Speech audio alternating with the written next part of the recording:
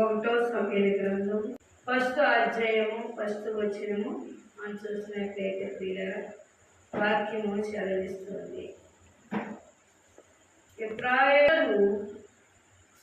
ఎబ్రాయేలులైన తునుకు పుట్టిన తోగు కుమారుడు తునుకు జనమైన యోధన కుమారులకు అతనికి ఇద్దరు భార్యలు ఉండేవి. వీరిలో ఒకదాని పేరు హన్నా, రెండో దాని పేరు పెన్నా. పెన్నాకు పిల్లలు కలిగిరు కానీ హన్నాకు పిల్లలు కలగక పోయేది.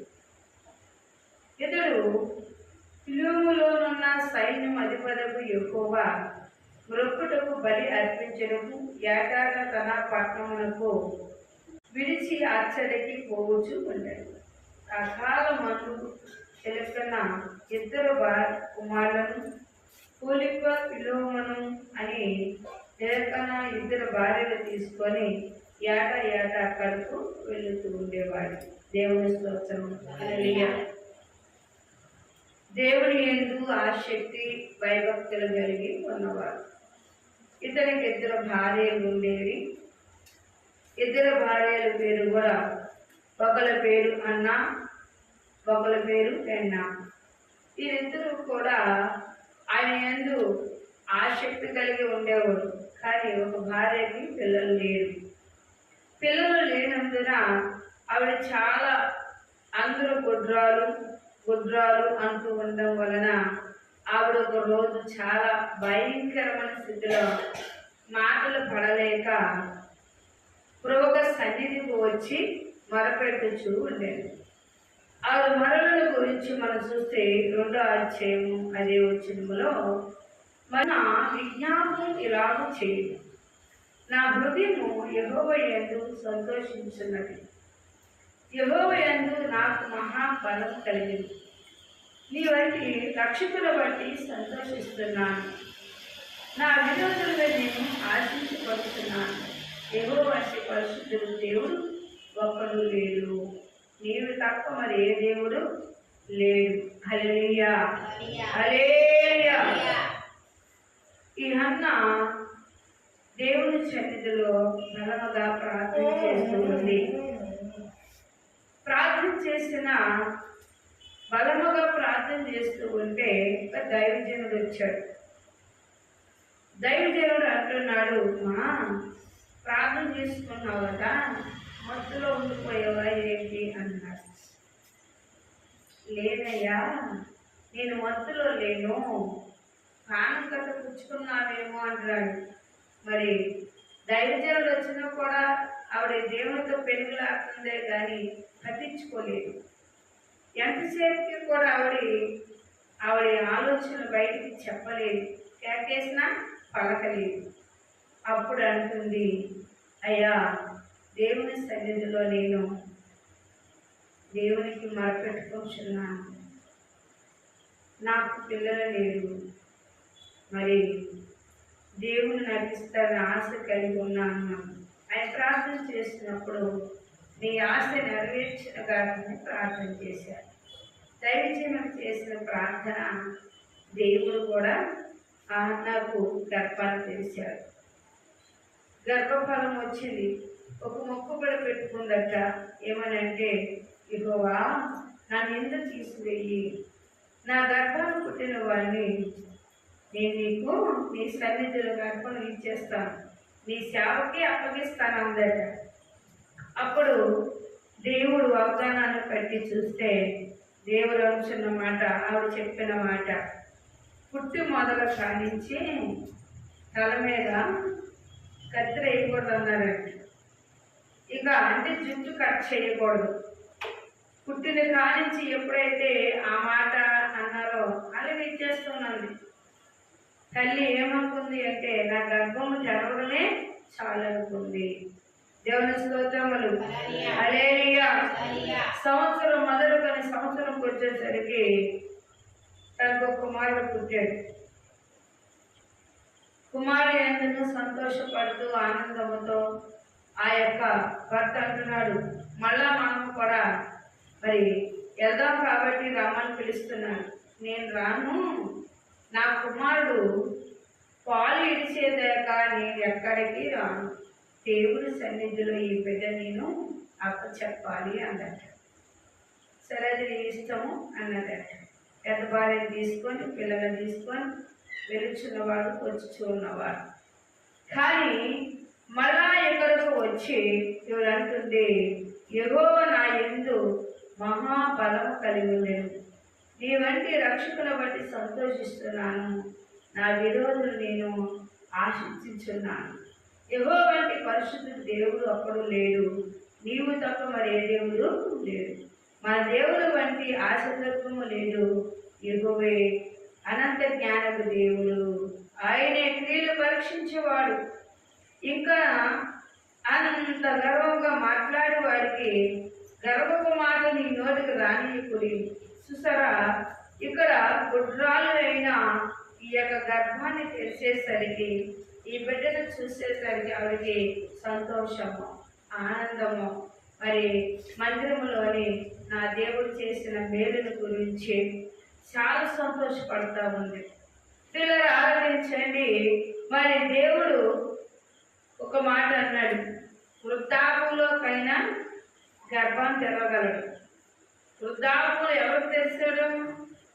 శారయ్య తెరిచాడు. బాగా వృద్ధులు, మరి అంత వృద్ధులు కూడా గర్భం తెరిచి బిడ్డలిచ్చినట్లు మనం చూస్తున్నాం. అందుకే ఇక్కడ అంటుంది, ఒక మాట చెప్తా ఉంది 5వ వచనం, తృప్తిగా ఉదయించేవారు అన్నమును కావాలని కులికి పోదురు, ఆకలి కొనువారు ఆకలి తీర్చబడుదురు, గొడ్రాలు 7 పిల్లలను కనును. దేవుడు చేయలేని వాడైతే కాదు. దేవుడి ఎద్దకు వచ్చేవారు, మరి ఎబ్రీ పత్రికలో 11:6 అంటాడు, ఆయన వద్దకు వచ్చేవాడు ఉన్నవాడని, ఉన్నవాడు చేస్తాడని నమ్మవలని కదా. అట్టి నమ్మకోని విశ్వాసాన్ని బట్టి నువ్వు చేసినప్పుడు దేవుడు వెంటనే నీ కార్యమును చేస్తాడు అన్నాడు. అందుకే అన్న కూడా ఇక్కడ మనం చూస్తే 7 పిల్లల కన్ను అని రాయబడింది. ఒకరు కాదు, అసలే పిల్లలు లేదు, అందరూ నిందలేస్తూ ఉంటుంటే 7 పిల్లల కన్ను అంటారు. దేవుని స్తోత్రములు. హల్లెలూయా. అనేక మంది పిల్లలు కన్నది కనుక సృజించిపోవును. జనులకు సజీవుగా మృతులుగా చేయవాడు యెహోవాయే. సో మరి యాకోబు కూడా రాహేలుని ప్రేమించాడంటే, మరి ఆయన ఇష్టమైన భార్య, తన భార్య కోసము ఆ యాకోబు కూడా ఎన్ని సంవత్సరాలు కొలువు చేశాడు అంటే ప్రియారా, 14 సంవత్సరములు కొలువు చేశాడు.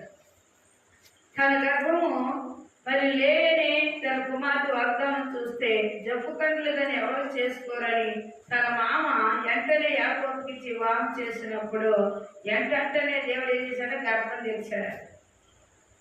తనకి బిడ్డలు పుట్టేసరికి అని మనం చూస్తే వృద్ధి చెందిన వారై ఇవ్వయే. ఆడపడ్డ వరకు జ్ఞాపకం చేసుకుందాము. 3వ అధ్యాయం అదే వచనం చూస్తే, బాలులైన సమూయేలు ఏలీ వద్ద యెహోవా పరిచర్య చేయుచుండెను. ఆ దినములో యెహోవా వాక్కు ప్రత్యక్షమగుట అరుదు, ప్రత్యక్షమును తరచుగా తగ్గించట లేదు. ఆ కాలమందు ఏలీ కనులు మంద దృష్టి గలవై అడవు చూడలేక తన స్థలమందు కొనియాడుచుండగా దీపము ఆరిపోచున్న సమూయేలు దేవుని మందిరం ఉన్న యెహోవా మందిరములో పండుకొని ఉండగాను యెహోవా సమూయేలు అని పిలిచింది. అతడు చిత్తం అని నేనున్నానని చెప్పి ఏలియా దగ్గరకు పోయి, నీవు నన్ను పిలిచితివు కదా, నేను వచ్చి ఉన్నాను. అతడు నేను పిలవలేదు, పో పండుకోమని చెప్పగా అతడు పోయి పండుకున్నాను. యెహోవా మళ్ళా సమూయేలు అని పిలవగా సమూయేలు లేచి ఏలీ వద్దకు పోయి, చిత్తం ప్రభువా, నన్ను పిలిచితివు కనుక వచ్చి ఉన్నాను. అయితే అతను, నా కుమారుడా, నిన్ను పిలవలేదు కానీ పోయి పండుకోమని సమూయేలుతో చెప్పును. చూసారా, దేవుడికి పరిచయం చేస్తున్న సేవకుడు వెనకమాల వెలుచున్నప్పుడు చిన్నవాడు కదా, మరి పాలు పిలిచాడు. అప్పుడు దేవుడు సమూయేలు అని పిలిచాడు. నా సేవకుడే పిలిచాడు కదా అని లేచి గబగబా లేచి, ఆ చిత్తం ప్రభా అని లేచి, ఎందుకయ్యా పిలిచావు అని వచ్చాడు. నేను నిన్ను పిలవలేదుగా అన్నాడట. మళ్ళా రెండోసారి సమూయేలు అని పిలిచాడు. మళ్ళా అట్లాగే వచ్చి, చిత్తం ప్రభా నన్ను ఎందుకు పిలిచావు అన్నాడు. నేను నిన్ను పిలవలేదే అన్నాడట. అప్పుడు దైవజనుడు కనిపెట్టాడు, నేను పిలవలేదు కానీ పిలిచేవాడు దేవుడే, మరి నేను పిలిచిన వారి గురించి నువ్వు కనిపెట్టమని చెప్పాడు. ముమ్మారు అలా పిలవగా, పిలిచినప్పుడు యెహోవా మరలా సమూయేలును పిలవగా, సమూయేలు లేచి ఎలీషా వద్దకు పోయి, చిత్తం నువ్వు నన్ను పిలిచితువు గనుక వచ్చింది అన్నాడు. అయితే అతడు, నా కుమారుడా నేను నిన్ను పిలవలేదు, పోయి పండుకోమన్నా. సమూయేలు అప్పటికి యెహోవా ఎరగక ఉండేది. యెహోవాకు అతనికి ఇంకా ప్రత్యక్షం అవలేదు కాలేదు. యెహోవా మూడవ మారు సమూయేలును పిలవగా అతడు లేచి ఏలే దగ్గరకు పోయి, చిత్తము నువ్వు నన్ను పిలిచితివే, ఇదిగో వచ్చి ఉన్నాననగా, ఏలే యెహోవా ఆ బాలుని పిలిచిన గాని గ్రహించి, నీవు పోయి పండుకోము, ఎవరైనా నిన్ను పిలిచిన యెడల యెహోవే నీ దాసుడు ఆలకిస్తున్నాడు, ఆజ్ఞ ఇమ్మని చెప్పుమని సమూయేలుతో అనగా. హల్లెలూయా. 3 సార్లు పిలిచిన ముమ్మారు పిలుపు కూడా ఇతనికి అర్థం కాదు. 4వసారి పిలుపుకి దైవజనుడు చెప్తున్నాడు, ఈసారి పిలిచినప్పుడు ఏం చేస్తావు తెలుసా, కనిపెట్టు. అవును, అసలు ఎందుకు పిలుస్తావు, ఆ మాట నువ్వు కనుక్కోమన్నాడు. ఎందుకంటే పిలుస్తున్నాడు కానీ ఇతనికి తెలియలేదు. దేవుడు అలాగే వాక్యం సెలవిస్తున్న ప్రియ చెయ్యవాడు కాబట్టి ఏ ఇంటి వారికి దోషములు బలిచేతనైన వైద్యము చేతను ఎప్పటికను ప్రాయశ్చిత్తము చేసుకున్న నేను ప్రణయపూర్వముగాను ఆజ్ఞయించి, తర్వాత సమూయేలు ఉదయం వరకు పండుకొని లేచి యెహోవా మందిరము తలుపులను తీసిన గాని భయపడి తనకు కలిగిన దర్శనము సంగతి ఏలీయాతో చెప్పక పోయెను. హల్లెలూయా.